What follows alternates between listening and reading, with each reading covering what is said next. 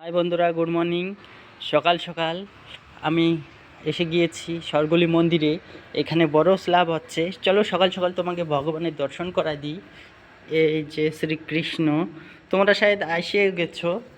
আর এটা হচ্ছে এই যে শ্রী জগন্নাথ, আমাকে দেখতে পাচ্ছ তো। আর এই সাইডে আছে